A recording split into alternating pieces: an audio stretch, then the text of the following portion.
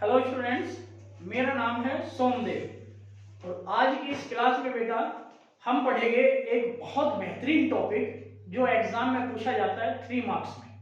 ठीक है, टॉपिक का नाम सभी नोट करें बेटा, इलेक्ट्रिक फील्ड इंटेंसिटी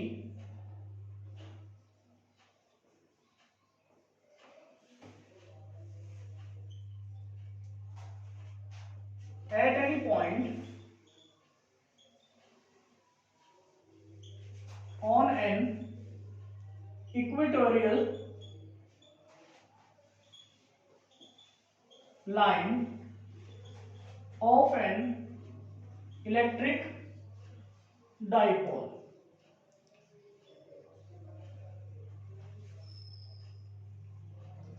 बहुत ही अच्छा टॉपिक है बेटा, बहुत ही अच्छा।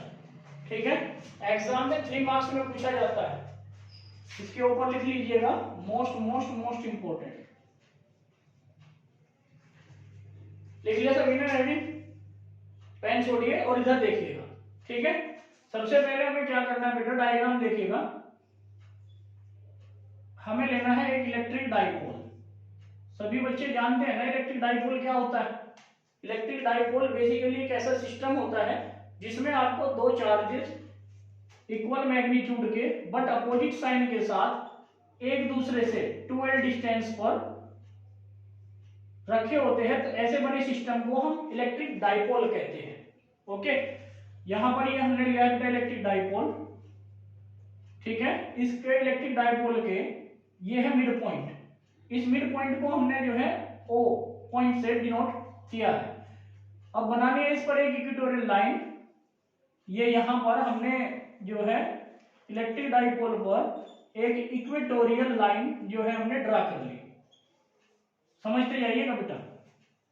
ठीक है, अब इक्वेटोरियल लाइन पर आपको क्या करना है, एक पॉइंट लेना है कैपिटल P। अब O से P जो पॉइंट है उसकी जो डिस्टेंस है बेटा वो है स्मॉल r।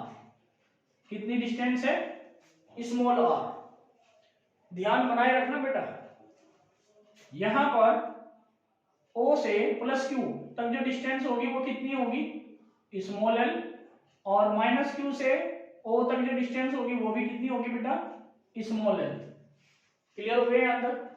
इसके बाद यहां पर देखिएगा, ये जो पॉइंट है, सपोज दैट इन दोनों पॉइंटों को हम नाम दे देते हैं, एक पॉइंट A कह दिया, दूसरी साइड हमने जो पॉइंट है उसको B कह दिया। ठीक है, B पॉइंट पे जो चार्ज रखा है वो प्लस Q है, A पॉइंट पर जो चार्ज रखा है माइनस Q है।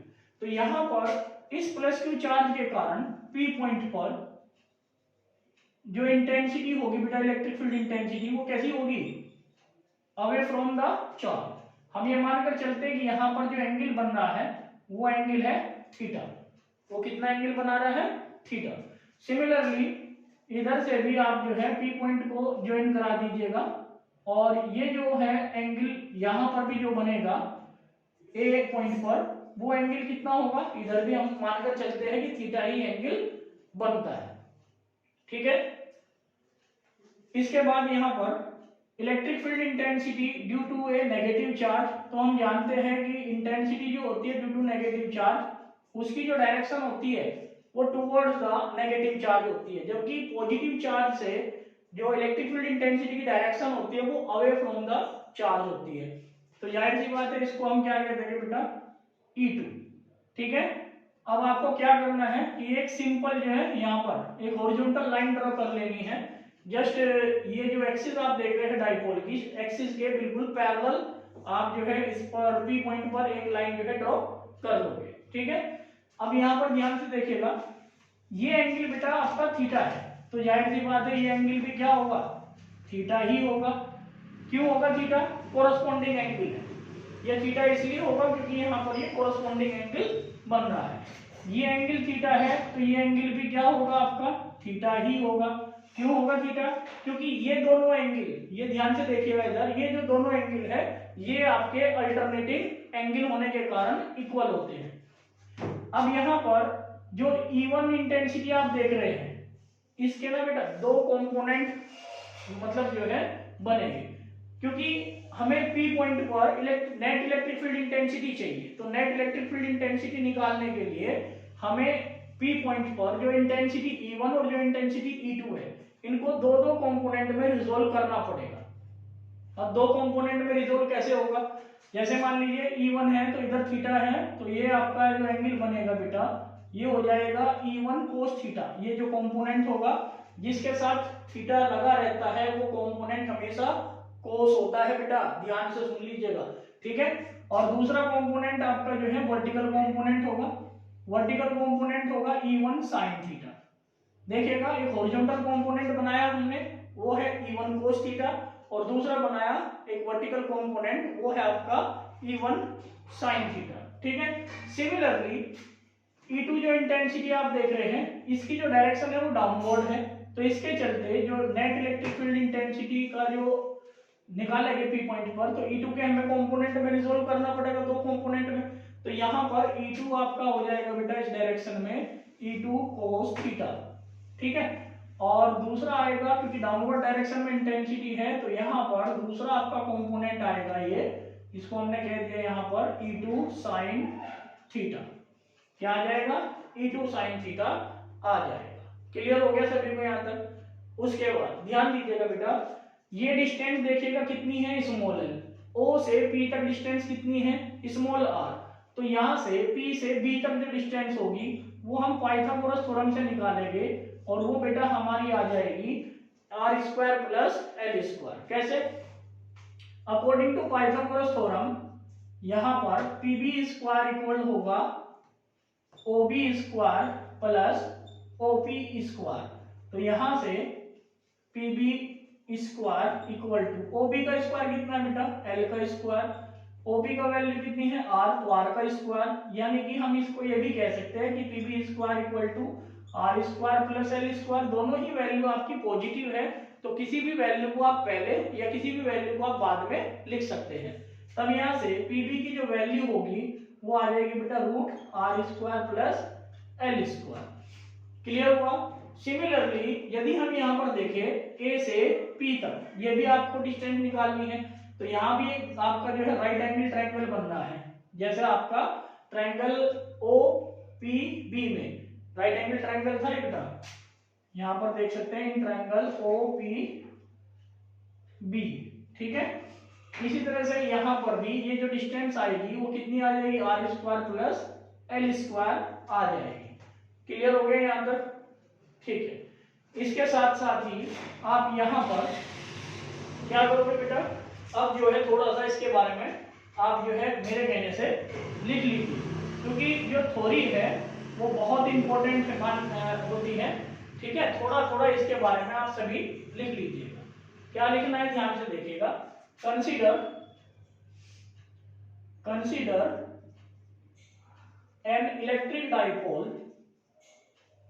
an electric dipole which consists of two charges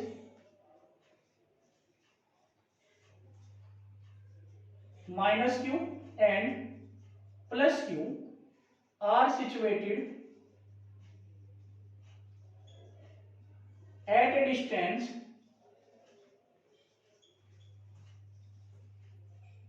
L as shown in figure।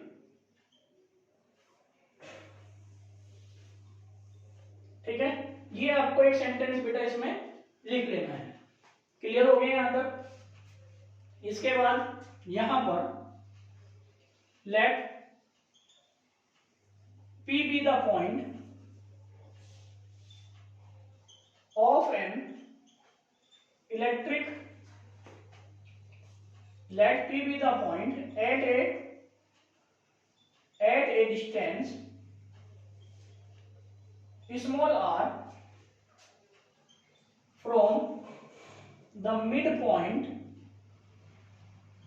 of an electric dipole where the electric field intensity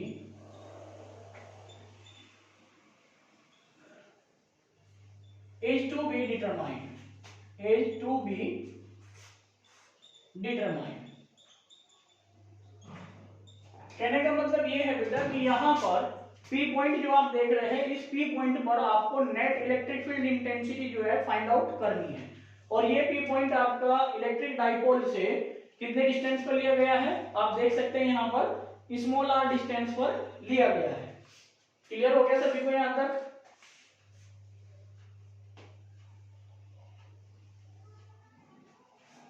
ठीक है, अब इसमें लिखिएगा बेटा, ध्यान दीजिएगा। अभी आपको कुछ नहीं लिखना है, सिर्फ समझना है। ठीक है, समझने में फोकस लगाइए। यदि एक बार टॉपिक समझ में आ गया, लिख आप फिर भी लोगे। ठीक है, कोई भी नहीं लिखेगा अभी, पहले इसको समझ लीजिए। लिखने का बहुत टाइम दूंगा बेटा आप लोगों को मैं। ठीक है, इसमें देखिएगा, फ्रॉम फॉर्मूला, अभी देखिएगा लास्ट क्लासेस में मैंने आपको बताया था कि इलेक्ट्रिक फील्ड इंटेंसिटी पर यदि हमें इलेक्ट्रिक फील्ड इंटेंसिटी निकालनी है due to a point charge at any point, तो उसके लिए जो फॉर्मूला आता है वो होता है बेटा E equal to 1/4 pi epsilon not और Q अपॉन R स्क्वायर। ये फॉर्मूला आपको ध्यान रखना है। क्लियर हुआ? ओके, अब यहां पर इलेक्ट्रिक फील्ड इंटेंसिटी हम कह सकते हैं, electric field intensity at point P due to charge plus Q। देखिएगा बेटा, इस प्लस Q चार्ज के कारण P पॉइंट पर जो इंटेंसिटी है वो क्या है, E1 है।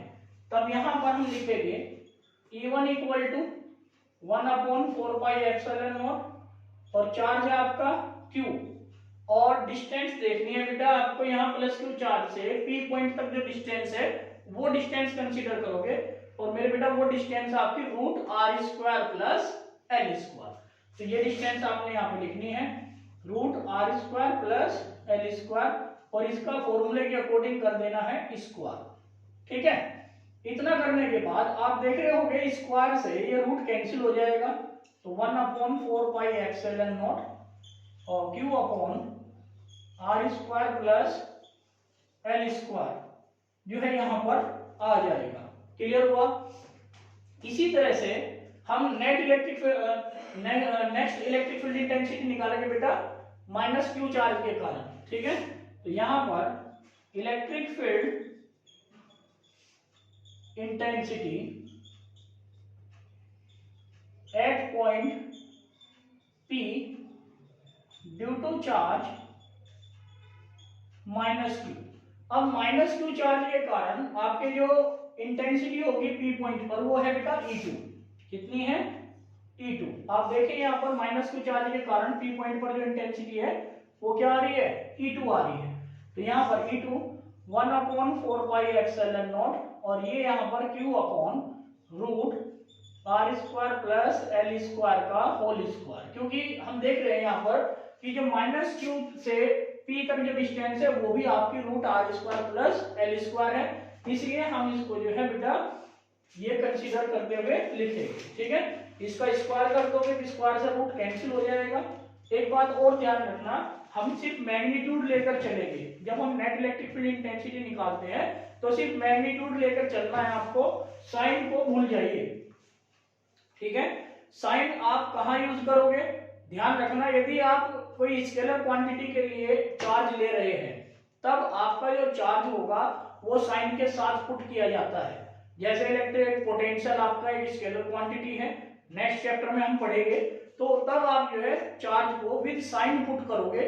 और क्योंकि इलेक्ट्रिक फील्ड इंटेंसिटी एक वेक्टर क्वांटिटी है, इसलिए हम यहाँ पर चार्ज को सिर्फ मैग्नीट्यूड ही कंसीडर करेंगे। ठीक है, ध्यान रखना बेटा। तब यहां से हम कह सकते हैं 1/4 पाई एप्सिलॉन नॉट और ये आपका Q upon R square plus L square जो है आ जाएगा। तो यहाँ आप इसको इक्वेशन फर्स्ट और इसको इक्वेशन सेकंड कह सकते हैं। तो यहाँ दोनों ही इक्वेशन से हम क्या देख रहे हैं बेटा, हियर E1 इक्वल है बेटा E2 के।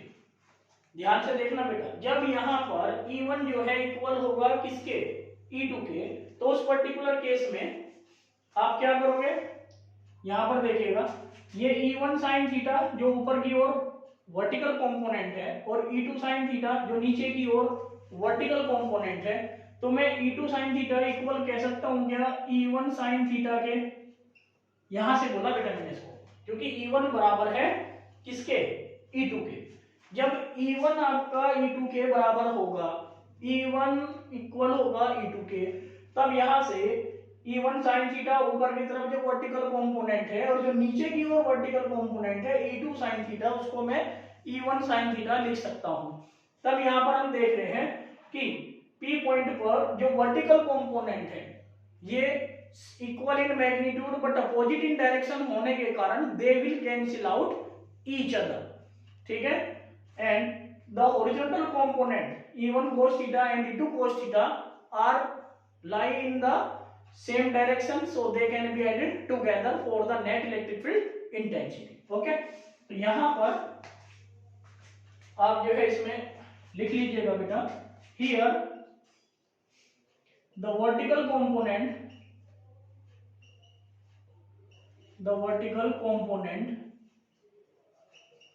नाम लिख दीजिएगा बेटा E1 sin theta and E2 sin theta are equal in magnitude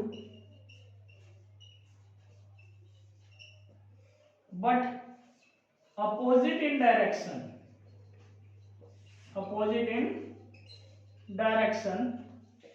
so they will cancel out each other। तो वे क्या करेंगे बेटा, दोनों के दोनों equal in magnitude but opposite in direction होने के कारण they will cancel out each other, but the horizontal component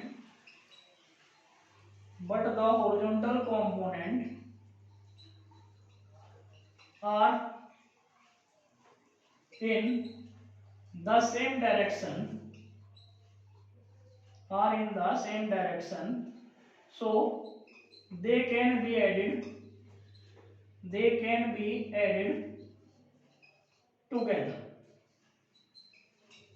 तो हम उनको जो है एक साथ ऐड कर देंगे नेट इलेक्ट्रिक फील्ड इंटेंसिटी निकालने के लिए।